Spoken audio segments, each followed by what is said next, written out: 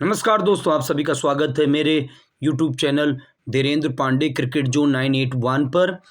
इस वक्त जो सबसे बड़ी खबर आ रही है कि भारत ने दक्षिण अफ्रीका को केप टाउन में 7 विकेटों से हरा दिया है। तो भारत ने इस साल की अपनी पहली जीत दर्ज की है टेस्ट मैचों में। और भारत के लिए जो अभी तक केप टाउन, जो कि एक मिस्ट्री बना हुआ था कि भारत ने आज तक कोई भी मैच केप टाउन में नहीं जीता था, खास तौर पे टेस्ट मैचेस में।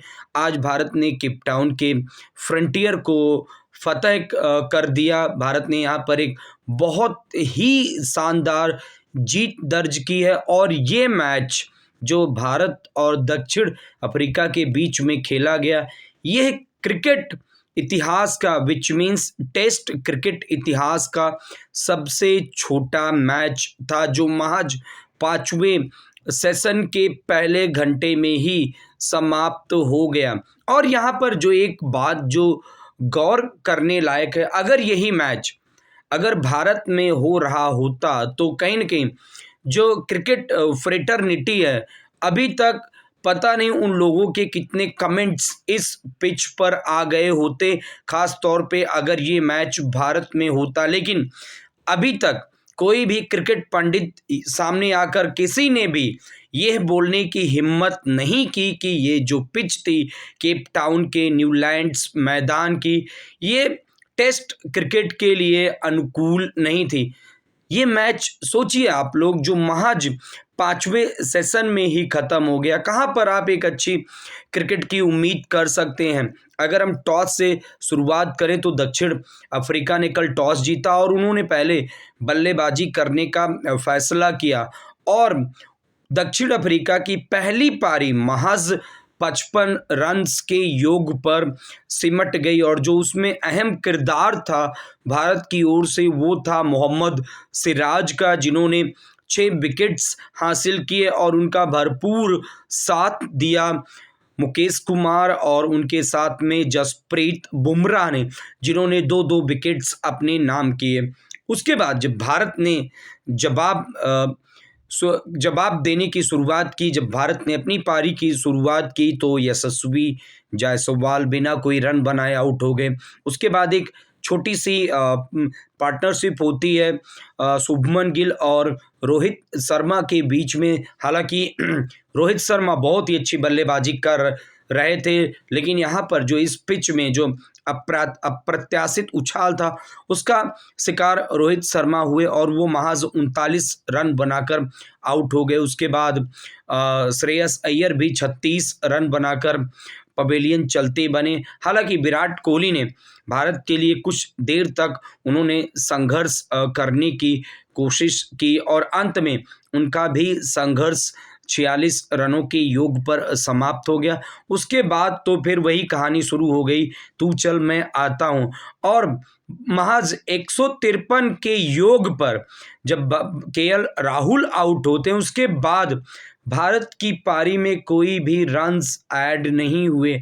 मतलब जो भारत के बाकी 5 बल्लेबाज थे, वो महज बिना किसी रन के, विच मीन्स बिना कोई रन स्कोर किए हुए, भारत की टैली में बिना कोई रन्स ऐड हुए, पूरी टीम 153 के योग पर सिमट गई। तो कहीं न कहीं ये भी बड़ी ही हास्यास्पद बात है कि अगर आपका 5वां विकेट 153 के योग पर गिरता है, उसके बाद आपकी पूरी टीम 153 के ही योग पर ऑल आउट हो जाती है, तो कहीं न कहीं एक प्रश्न चिन्ह उठता है आपके टैलेंडर्स पर। हालांकि दूसरे छोर पर विराट कोहली खड़े थे, लेकिन कोई भी भारतीय टैलेंडर ये साहस नहीं दिखा पाया कि वो कुछ देर पिच पर रुकता और विराट कोहली का साथ देता। हालांकि जब इस मैच की शुरुआत हुई, उस समय टॉस के समय भारत ने रवि अश्विन की जगह रविंद्र जडेजा को अपनी प्लेइंग 11 में खेलने का मौका दिया। वहीं पर दक्षिण अफ्रीका केशव महाराज के साथ में गया था। हालांकि दोनों स्पिनर्स के लिए इस पिच पर कुछ नहीं था और दोनों ही कप्तानों ने, चाहे वो डीन एल्गर रहे हों दक्षिण अफ्रीका के कप्तान या फिर रोहित शर्मा, उन्होंने स्पिनर से एक भी ओवर्स गेंदबाजी नहीं करवाई। तो जैसा कि हमने अभी कहा कि ये क्रिकेट इतिहास का सबसे छोटा टेस्ट मैच जो कि महज 5वें सेशन तक चला और भारत ने इस टेस्ट मैच को 7 विकेट से जीत लिया। एक कंप्लीट टीम परफॉर्मेंस भारत की ओर से, खास तौर पे अगर हम गेंदबाजी की बात करते हैं, पहली पारी में अगर हम मोहम्मद सिराज की जितनी प्रशंसा करें उतनी कम है, तो दूसरी पारी में जसप्रीत बुमराह ने दक्षिण अफ्रीकी बल्लेबाजों को क्रीज पर उन्होंने खड़े होने का मौका नहीं दिया। बहुत ही शानदार परफॉर्मेंस भारतीय टीम का।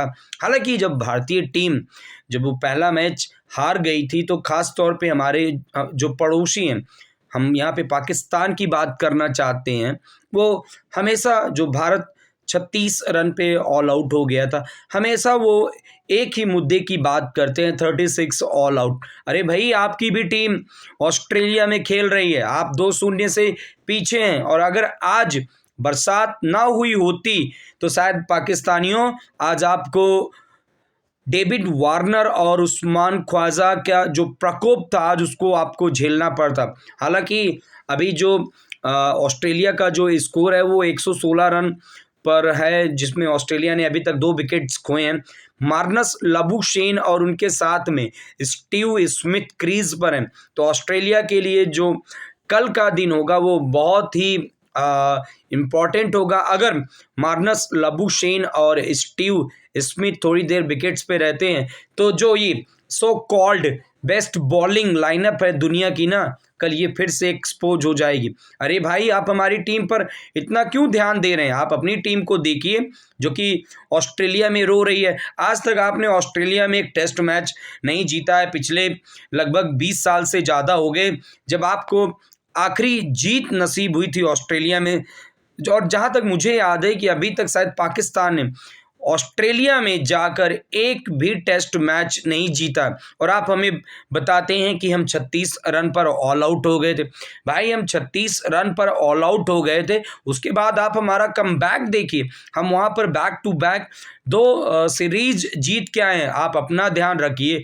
आपका बैटिंग लाइनअप, अभी आपने सैम अयूब को ट्राई किया कि बहुत बड़ा प्लेयर आया है, बिल्कुल धागे खोल के रख देगा, और आपने साल की शुरुआत कैसे की? आपके दोनों ओपनर्स असद शफीक और उनके साथ में सैम अयूब बिना कोई रन बनाए आउट हो गए।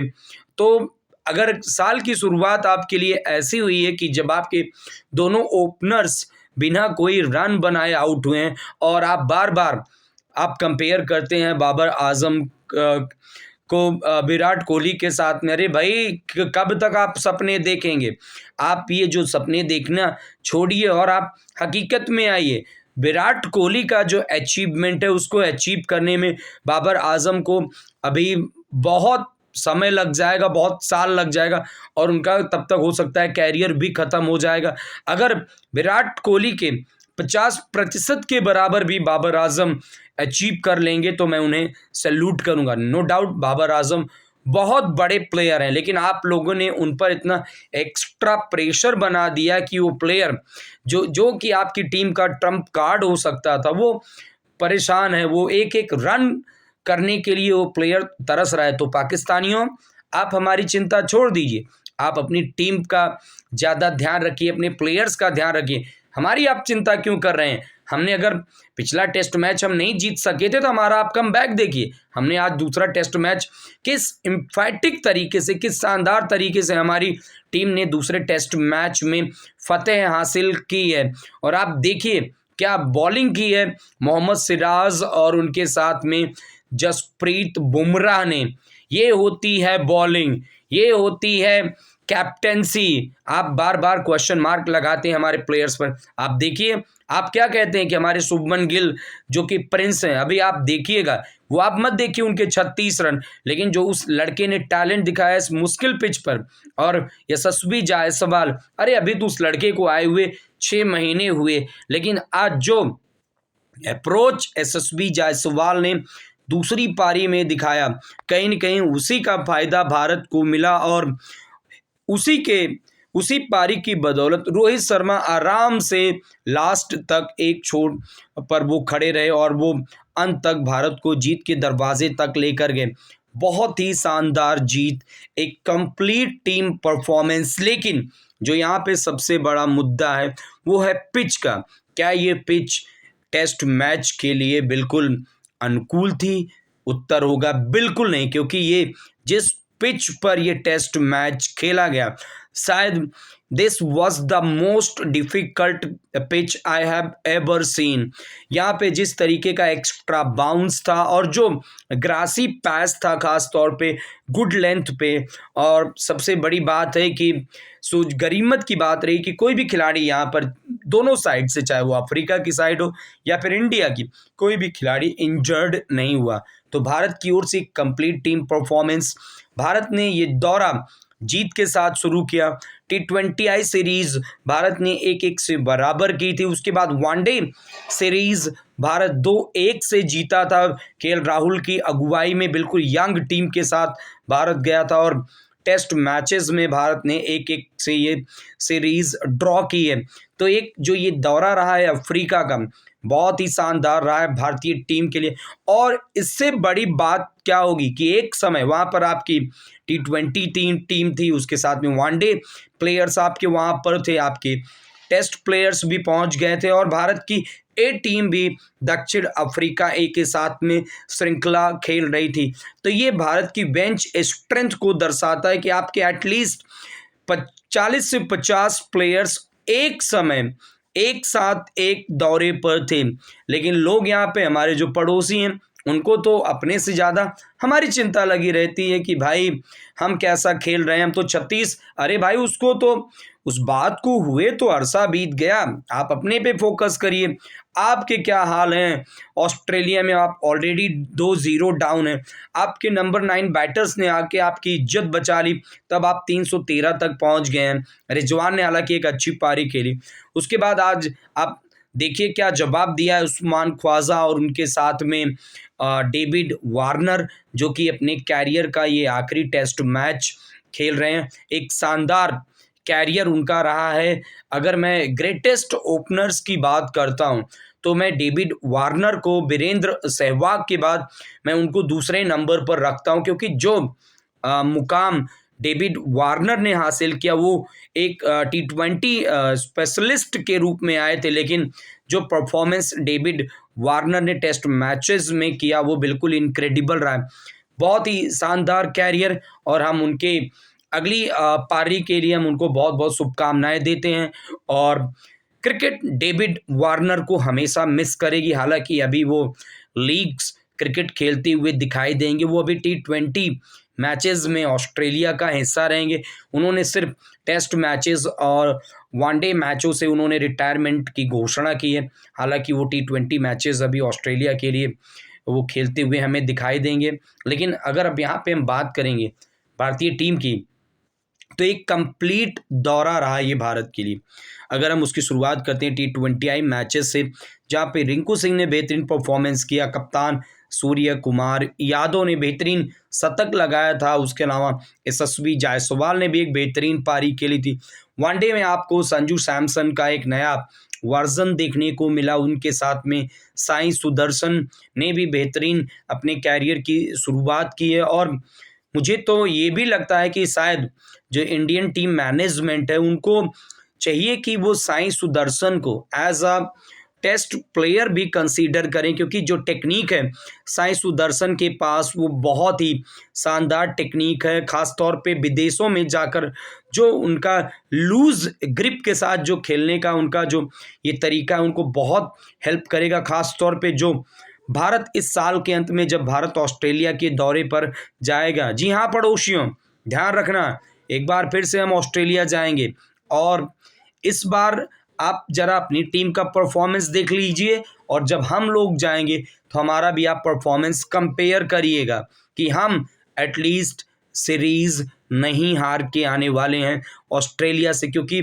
जो बेंचमार्क भारतीय टीम ने स्टैब्लिश किया है, जिस ब्रांड की हम बात करते हैं, ब्रांड ऑफ क्रिकेट की बात करते हैं जो भारतीय टीम खेल रही है, वो सबको पता है, पूरी दुनिया जानती है। अगर यहीं दक्षिण अफ्रीका में, जैसा कि अभी हम कमेंट्री में भी सुन रहे थे, जतिन सप्रू के साथ में रवि शास्त्री और इरफान पठान थे, वहाँ पे रवि शास्त्री ने एक बहुत ही वैलिड बात कही।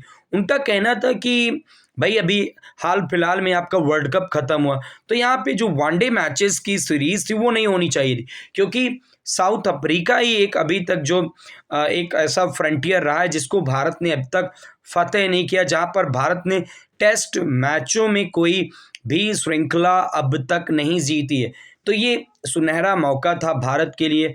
और जो भारतीय टीम जो लगातार एक जो सबसे बड़ी गलती कर रही है कि आप जो इंट्रा स्क्वाड जो मैचेस खेलते हैं, मुझे लगता है कि भारत को चाहिए कि जब कभी भी ये अगर आपका जो टूर फिक्सचर जो ये बनते हैं उसमें भारत को चाहिए कि आप एक प्रॉपर प्रैक्टिस मैच खेलें, जहाँ पर आपको अच्छी टीम के साथ एक प्रैक्टिस मैच खेलना चाहिए, अच्छे विकेट्स पे खेलना चाहिए, तब आपकी एक प्रॉपर प्रिपरेशन होती है उस दौरे के लिए। अगर आप ऐसा नहीं करते हैं तो आप हमेशा पहले टेस्ट मैच में सफ़र करते हैं। और सेम थिंग यहाँ पर भी हुई, जब भारत ने पहला टेस्ट मैच सेंचुरियन में खेला था, वहाँ पर केएल राहुल के अलावा कोई भी भारतीय बल्लेबाज सहज नहीं दिखा था।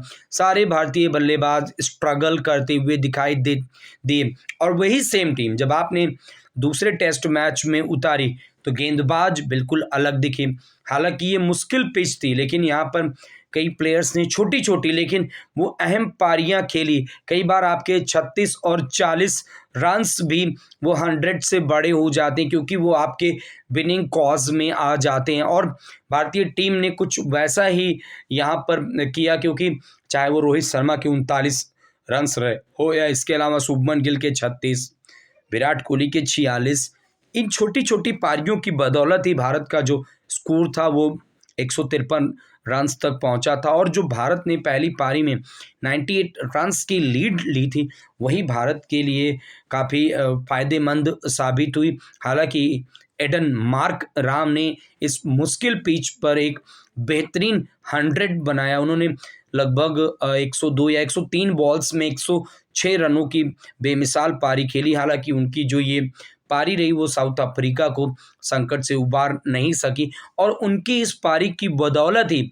साउथ अफ्रीका ने भारत के सामने 79 रनों का टारगेट सेट किया था। अदरवाइज ये भी पॉसिबिलिटी थी कि साउथ अफ्रीका शायद 98 रन्स के अंदर ही ऑल आउट हो जाता। लेकिन एक बेहतरीन टेस्ट मैच भारतीय नज़रिए से, लेकिन कहीं ना कहीं आईसीसी को ऐसी पिचेस पर गौर करना चाहिए।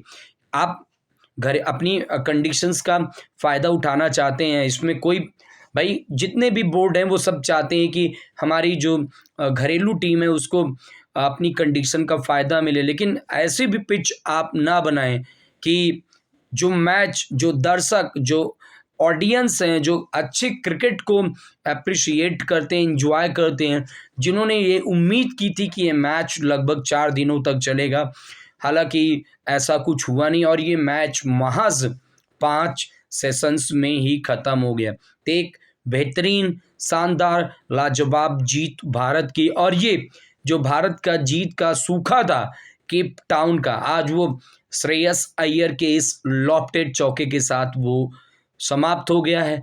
अब भारत 4 साल के बाद, हालांकि हाँ, जो भारत का टेस्ट सीरीज जीतने का जो इंतजार है दक्षिण अफ्रीका में, हालांकि अब भारत को फिर से 4 सालों का इंतजार करना पड़ेगा, क्योंकि अब भारत का जो अगला दौरा होगा वो 4 साल के बाद होगा। लेकिन बहुत ही शानदार परफॉर्मेंस भारतीय गेंदबाजों का, चाहे वो मोहम्मद सिराज रहे हों या भारतीय तेज़ गेंदबाजी के अगुआ जसप्रीत बुमराह।